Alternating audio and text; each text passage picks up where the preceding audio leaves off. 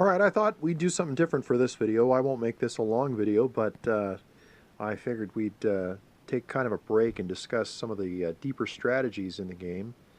What you're looking at here is the American forces that are going to show up, and they're scheduled to arrive on game turn 4. And these are certainly something that the Chinese need to think about. In the first place, you can see that the Americans are going to bring in their own amphibiously moving land units, and some of them are pretty powerful.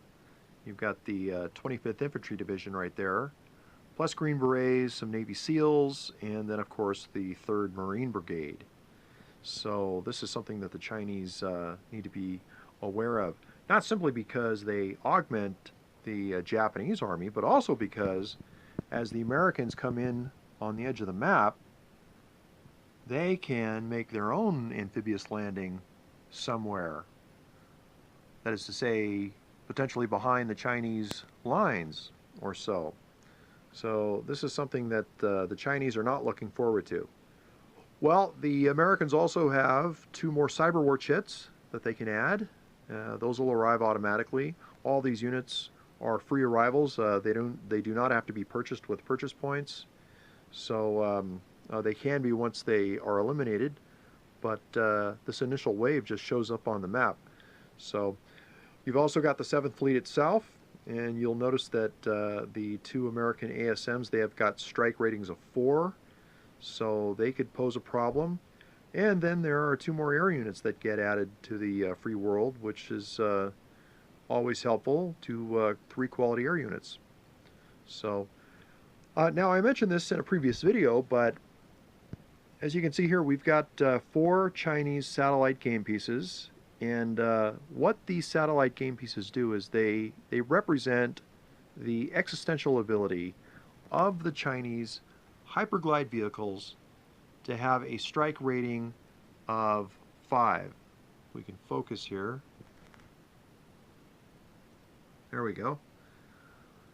And these represent the targeting capability for these hyperglide vehicles.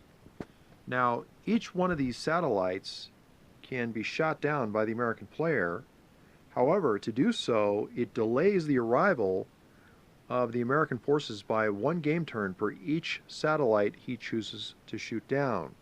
And that simply represents the fact that the American fleet is kind of holding while the missiles take care of these satellites and shoot them out of orbit.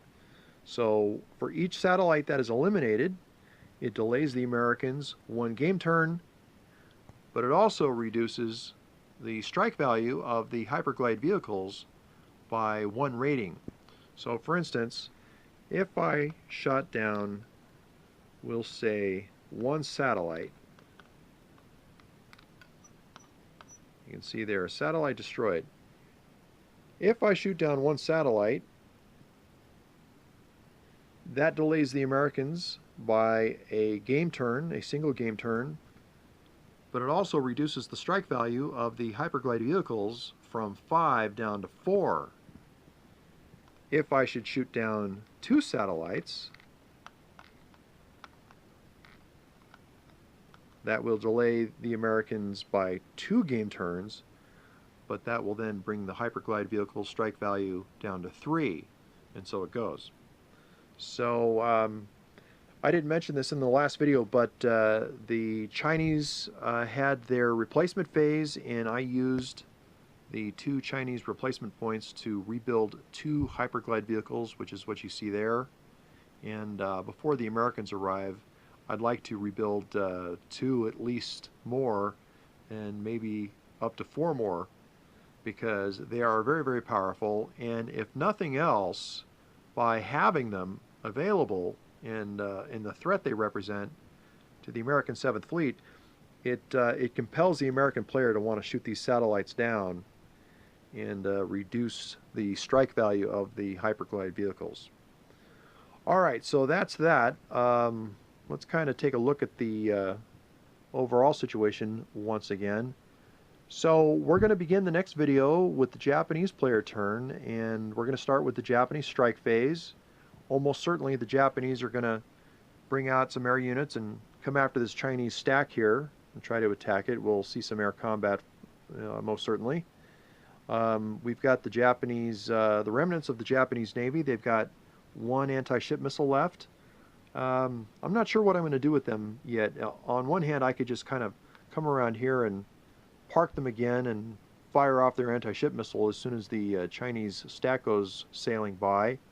Or I could send both fleets on into the Chinese hex and fight it out. Now the Chinese have a missile left of their own, so they'd get a chance to shoot that off. And also there are 3 Chinese naval units in that stack, and the Japanese only have 2, so the Japanese would be outgunned a bit. Not insignificantly, because each fleet is entitled to a die roll. So, you know, it's kind of hard to say what's the better decision, but I don't have to make that decision just yet.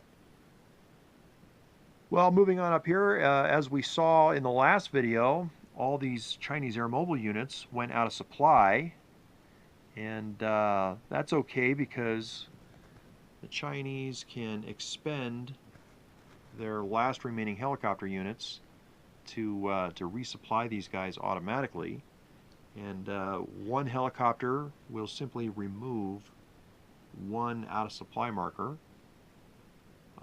So it gets rather expensive, but I believe this is the best use of the Chinese helicopters, because I really do want to maintain this perimeter, and the Japanese army is going to start descending upon them pretty soon, and the pressure is going to be on. If we revisit the naval situation, during the next Chinese turn, I will have a total of 10 movement points, and I've got to go ahead and get myself moved up to there and capture that port. So I think we counted it out last time. 1, 2, 3, 4, 5, 6, 7, 8, 9, 10. And so the first naval movement of 5, the second naval movement of 5, and I'll be there. The Chinese fleet will have to undergo 2 more possible submarine encounters. So, you know, who knows how that will go. But in the meantime, we know that the Japanese army is going to start filtering up this way and doing everything they can to get onto Honshu Island. The biggest concern that the Chinese players are going to have is that the Japanese are going to start moving these surface-to-surface missile units, which, as I mentioned before, they've got a movement like any other land unit. Japanese players are going to start moving these up this way, and that's going to be within striking range of the port of Kochi there. And the Japanese might even fire these off at some of these air mobile guys if it helps kind of take them out and allows them to shrink the perimeter. So we'll see how that goes. All right, so anyway, that's the overall situation, and we'll pick it up in the next video, and we'll see what happens, and I'll see you then.